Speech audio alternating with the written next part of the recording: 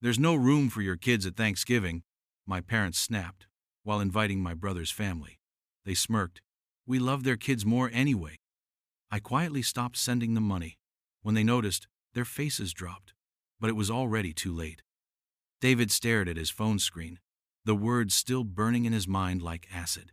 His mother's voice had been so casual, so dismissive when she delivered the news 20 minutes ago.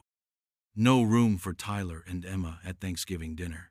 Not enough chairs, she'd said. But somehow, Mike's kids, Brandon and Chloe, had secured their spots at the family table without question. He set the phone down on his kitchen counter, in their modest Chicago suburb home, watching the autumn rain streak down the window. The irony wasn't lost on him. For 3 years, he'd been quietly transferring $800 every month to his parents' account. Groceries, utilities, small repairs, all covered by his software engineer salary, while he and Jessica clipped coupons and drove their 10-year-old Honda. The house felt different now, charged with an electricity he couldn't quite name. Jessica was upstairs helping Emma with her homework, Tyler's video games echoing from the living room. Normal family sounds that suddenly felt precious. His phone buzzed again. A text from his mother. "Hope you understand, sweetie. Maybe next year we'll have more space." David's jaw tightened. Next year. As if his children were seasonal decorations, stored away until convenient. The next morning, David sat in his home office, staring at his banking app. The automatic transfer to his parents was scheduled for tomorrow. $800 that would quietly disappear from their grocery budget. Again. He thought about Tyler's worn sneakers, the ones they'd been putting off replacing. Emma's art supplies that she rationed like they were made of gold. Jessica's disappointed face last month when they decided against the family vacation to Wisconsin Dells. His finger hovered over the cancel transfer button. Mike had never sent their parents a dime. David knew this because his mother had mentioned it repeatedly over the years, always with that martyred sigh. "Your brother has his own struggles," she'd say, as if Mike's brand new truck and yearly fishing trips to Alaska were signs of poverty. But Mike's kids got the Thanksgiving table. Mike's family got the Christmas morning visits. Mike's children got the grandparents who showed up to school plays and soccer games. David pressed cancel. The transfer disappeared from his scheduled payments like it had never existed. No fanfare, no dramatic music, just a simple confirmation screen and a strange lightness in his chest. Thanksgiving came and went in a blur of Jessica's homemade turkey and the kids' delighted faces around their own dining room table. Tyler had asked only once why they weren't going to Grandma and Grandpa's house. David had simply said they were starting their own tradition, and somehow that felt more true than any excuse. Jessica had decorated their table with Emma's handmade paper turkeys and Tyler's crooked cornucopias from school. The house smelled like cinnamon and sage, warm and full in a way it hadn't felt in years. David's phone had rung twice during dinner, his mother both times. He'd let it go to voicemail, focusing instead on Tyler's animated story about his friend's pet hamster and Emma's serious explanation of why cranberry sauce was scientifically the best part. Later, after the kids were asleep and the dishes were done, he'd listen to the messages. Both were brief, almost confused. "David, honey, call me back. We missed you today." The second, "Is everything okay? Your father's asking about you." No mention of Tyler and Emma. No acknowledgement that they'd been excluded, just confusion that David hadn't shown up anyway. He deleted both messages without calling back. December brought the first real consequences. His mother called on a Tuesday evening, her voice tight with barely contained panic. "David, there's been a problem with the mortgage payment. The bank called today, and, apparently," she paused, and he could hear his father's voice in the background, sharp and frustrated. "Apparently, our automatic payment didn't go through. Some issue with insufficient funds." David leaned back in his desk chair, watching snow fall outside his office window. "That's strange, Mom. Have you called the bank?" "Of course we called the bank. They said we were short by about $800. I don't understand it. We've never had this problem before." $800. The exact amount he'd been quietly covering for 3 years. His mother continued, her voice growing more frantic. Your father's beside himself. We might have to pay a late fee. And you know how tight things have been since he retired. We were wondering, could you possibly help us out? Just this once? Just this once. As if the previous 36 months of transfers had been invisible. I'll need to check my finances, David said carefully. Things are pretty tight here too. The silence on the other end stretched uncomfortably long. The calls came daily now. First his mother, then his father, their voices cycling through confusion, frustration, and barely veiled accusation. David let most go to voicemail, listening to them later with a detached fascination. Your mother's crying herself to sleep, his father's gravelly voice informed him on Thursday. 37 years we've lived in this house, and now we might lose it over $800 lousy dollars. On Friday, his mother, I don't understand what's happened to you, David. Your brother Mike stopped by yesterday. He's worried about us too. At least someone in this family still cares. Mike, who'd never missed a single payment to anyone because he'd never made any. Saturday brought a different approach. His mother's voice was artificially bright, like she was reading from a script. I was thinking, maybe we could all get together this weekend. You and Jessica and the kids could come over for dinner. We haven't seen Tyler and Emma in so long. Since Thanksgiving, when there hadn't been room for them. David almost laughed at the transparency of it. Now that the money had stopped flowing, suddenly his children were worth remembering. He called Jessica at work instead of returning his mother's call. Want to take the kids to that new indoor amusement park tomorrow? He asked. Can we afford it? For the first time in years, the answer was yes. The amusement park was everything David had forgotten family outings could be. Tyler whooped his way through the laser tag arena while Emma methodically conquered every arcade game in sight. Jessica laughed at the bumper cars, really laughed, the sound carrying over the electronic chaos of 100 blinking machines. They ate overpriced pizza and didn't worry about the cost. Emma won a stuffed elephant nearly as big as she was, and Tyler collected enough tickets for a remote control car he'd been eyeing since they arrived. David's phone buzzed constantly in his pocket. He ignored it. Dad, this is the best day ever, Emma announced, clutching her elephant as they walked to the car. Can we come back next month? We'll see, kiddo. But for the first time in years, next month felt possible. The $800 that had vanished into his parents' account every month was still there, sitting in their checking account like found money.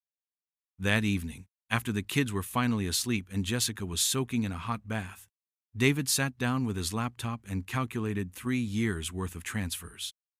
$28,800.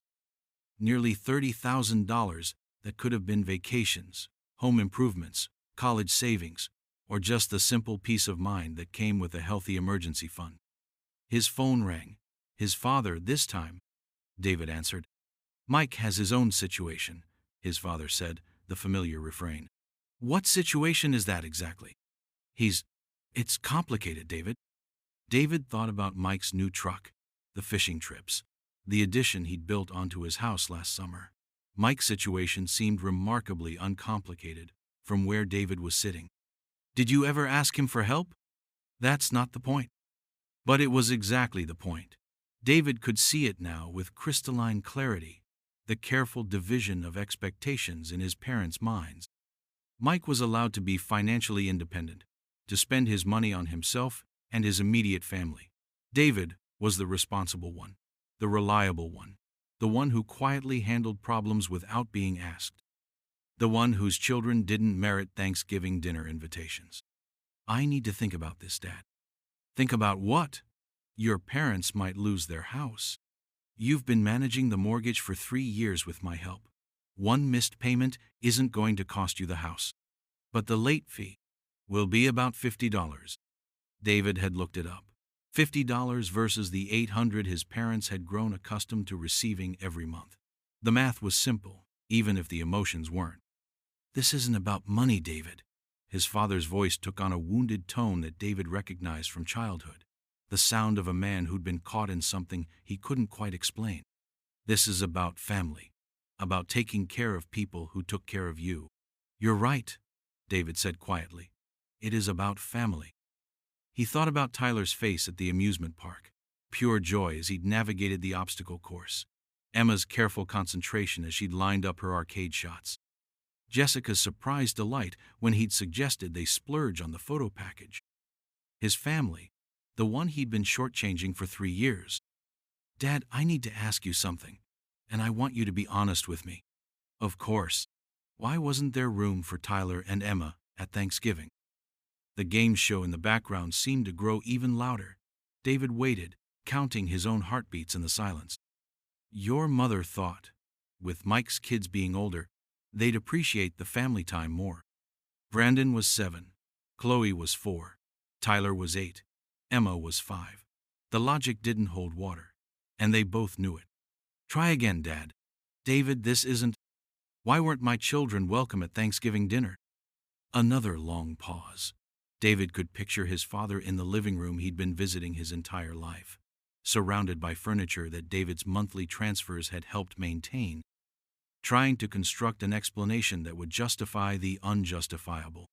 "Look, son, maybe we made a mistake with Thanksgiving, but that doesn't mean you should abandon us now when we need help."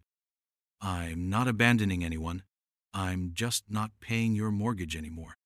The words hung in the air between them, sharp and final. "You've been paying our mortgage?" David blinked. "Dad, where did you think that $800 every month was going?" Your mother handles the finances. I thought it was just help with groceries, utilities." "For 3 years? $800 a month in groceries?" He could hear his father's breathing change, becoming shallow and quick. "Jesus, David, I didn't know." "Mom knew."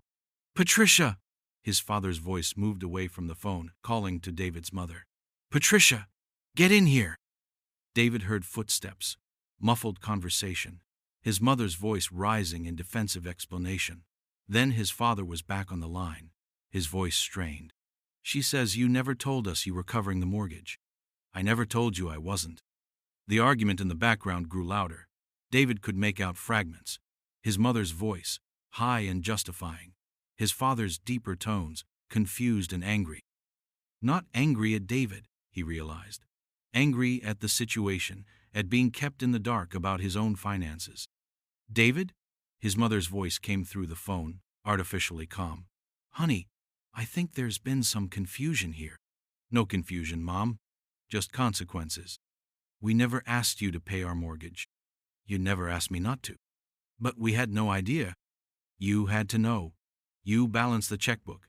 You see the deposits." A pause, then quieter. "I thought you were just being generous." "I was being generous. For 3 years. And my kids still didn't make the cut for Thanksgiving dinner." That was different. That was about space, about planning. It was about priorities, Mom. And now mine have changed too. David heard his father's voice in the background, asking questions his mother clearly didn't want to answer. The conversation was becoming heated. 37 years of marriage suddenly examining financial arrangements that had been quietly convenient for everyone except David. "Please don't make this about Thanksgiving," his mother said. "That was just a misunderstanding." What was the misunderstanding, exactly? His mother's breathing grew shallow. Mike's family is going through a rough patch right now. Ashley lost her job last month, and we thought they needed more family support." David almost laughed. Ashley had been posting vacation photos on social media just 2 weeks ago. A long weekend in Nashville with Mike, while his parents watched Brandon and Chloe. Some rough patch. "So you decided my kids should be the ones excluded." "It wasn't like that." "Then tell me what it was like, Mom. Explain to me how you had room for Mike's family but not mine. Use small words so I can understand." The silence that followed was different from the others. Heavier, loaded with the weight of things that couldn't be unsaid once they were spoken.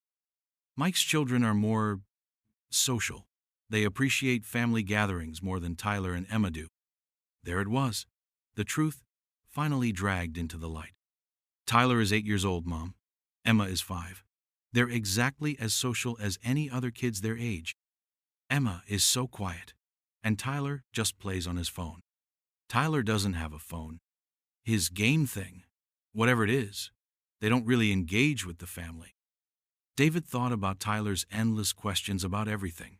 his fascination with how things worked. Emma's careful observations, her thoughtful comments that adults often missed because they weren't paying attention. They don't engage because you don't engage with them, David said quietly. That's not fair. When's Tyler's birthday, Mom? A pause. David, you can't just spring these questions. When is my son's birthday? It's in the summer sometime. July 15th. He turned 8, 3 months ago. Emma's birthday is March 23rd.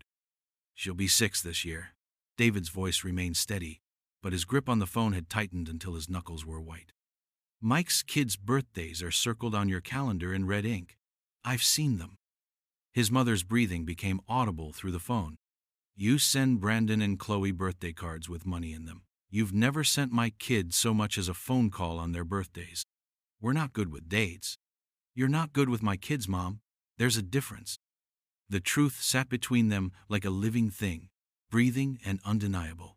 David could hear his father in the background, asking what was happening, but his mother wasn't answering anymore. I've been paying $800 a month for 3 years to support parents who don't care enough about my children to remember when they were born. David, please. The money stops now. David? His father's voice was tired, older than David had ever heard it. Son, I think we need to have a real conversation here. I'm listening, Dad. Your mother, she's not perfect. Hell, neither am I. But we love you and those kids. Do you? The question seemed to catch his father off guard. Of course we do. When's the last time you called to talk to Tyler? Or Emma? Another pause.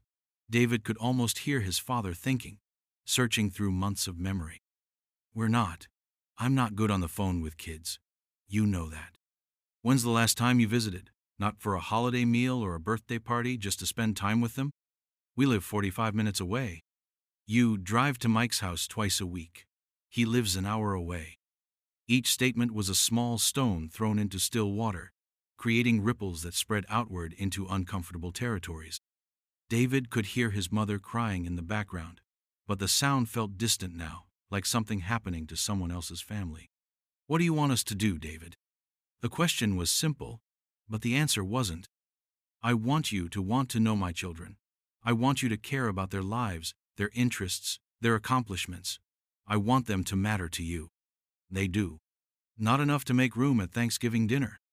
The conversation had reached the place where words stopped being useful, where the real issue sat like a stone wall between them.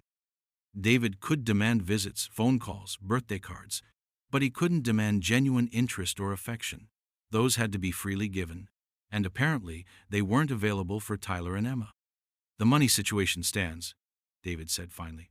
I won't be making any more transfers. But the mortgage is your responsibility. It always was. We can't afford it without help. Then you'll need to make some changes. Downsize, get a roommate, talk to the bank about refinancing. What other people do when they can't afford their housing. We're 73 years old, David. We can't just start over. Mike makes good money, Dad. Ask him for help. We can't ask Mike. Why not? The question hung in the air, unanswered and unanswerable, because Mike had never been expected to sacrifice for the family. Mike had never been cast in the role of the responsible son, the backup plan, the one who quietly handled problems. I have to go, David said. Jessica's calling me. She wasn't, but the lie felt necessary. A small kindness in a conversation that had run out of kind things to say. David, wait.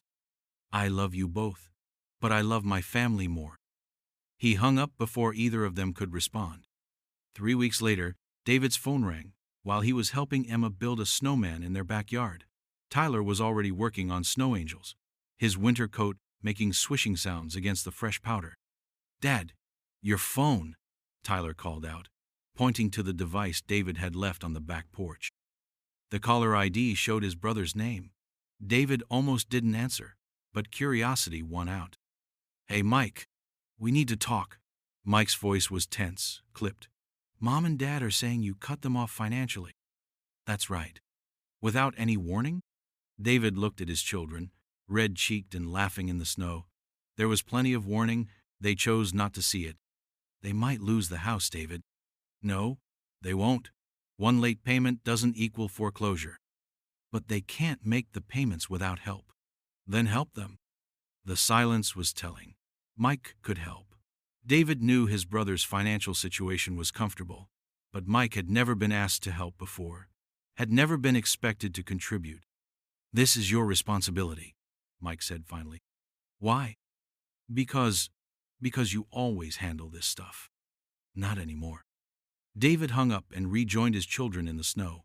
Emma had given their snowman a lopsided smile made of small stones, and Tyler was already planning a snow fort. Normal childhood activities, funded by money that used to disappear into his parents' account every month. His phone rang again, but David turned it off. Some conversations, he'd learned, weren't worth having.